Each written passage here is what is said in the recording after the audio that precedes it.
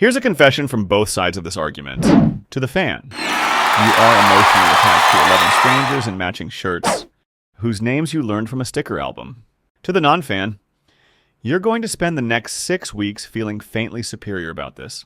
And that's also a little embarrassing. Now that we've established everyone has something to explain, let's actually explain it.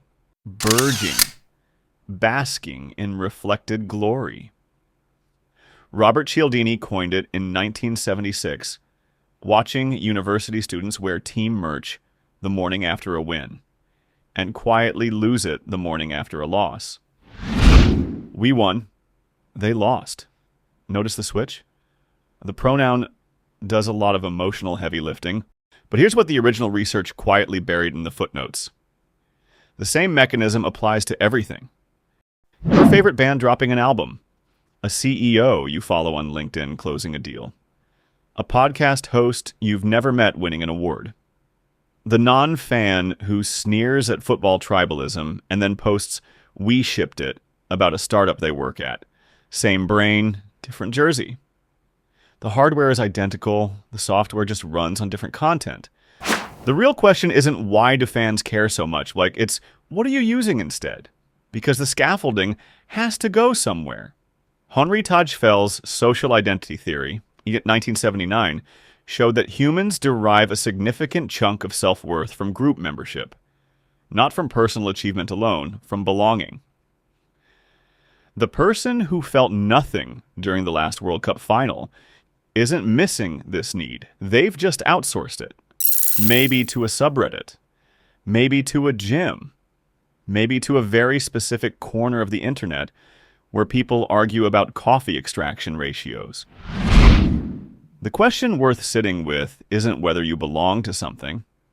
It's whether what you belong to was chosen, or just inherited by accident of birth, geography, or what your father watched on Sunday afternoons. The neuroscience of sports fandom points to intermittent reinforcement, the same mechanism behind slot machines. Unpredictable rewards, the near miss, the last-minute goal. Your brain stays hooked because the resolution keeps not arriving. But here's the part sports documentaries don't mention. You're already doing this. Every time you open an app and pull to refresh, that's intermittent reinforcement. Every time you check if someone replied to your message. The brain that doesn't get football isn't immune to this loop. It's just running it somewhere else, which means if you've ever felt a faint anxiety opening your phone and finding nothing, congratulations. You understand exactly what a penalty shootout feels like. You just haven't met your team yet. The World Cup adds a layer that club football doesn't have, the nation. Now it's not just a team, it's your flag, your passport, your collective identity represented by 11 men you've never met. For many people, this amplifies everything. For others, and this is the interesting psychological split, it makes it stranger. You didn't apply to be born where you were born. You didn't interview for your nationality. And the relationship most adults have with their country is complicated. It involves taxes and history and things you're proud of and things that make you want to change the subject at dinner. Being asked to convert that complicated adult relationship into pure, uncomplicated joy because a specific man kicked a ball into a specific net. The emotional math just doesn't always work out. This isn't cynicism. Some people have a clean, warm relationship with national identity, and the World Cup slots right into it. Others have been doing a lot more thinking, and the slot doesn't fit anymore. Here's the reframe that tends to sit uncomfortably with everyone.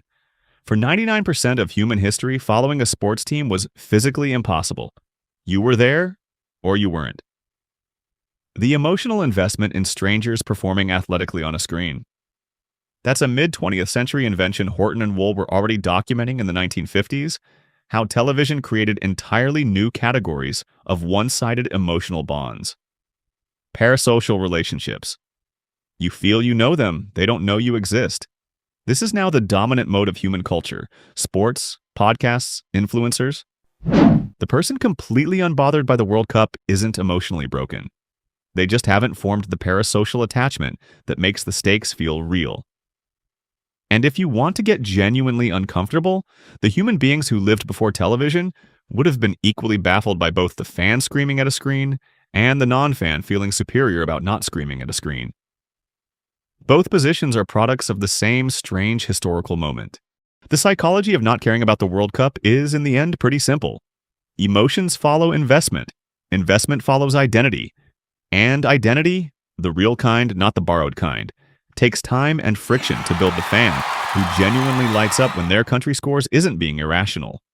They're being human in a way that evolved to work at the village level and got scaled up to 1 billion screens.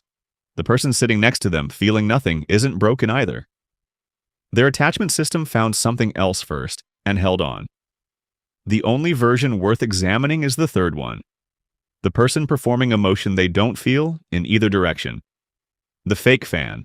The performative non-fan.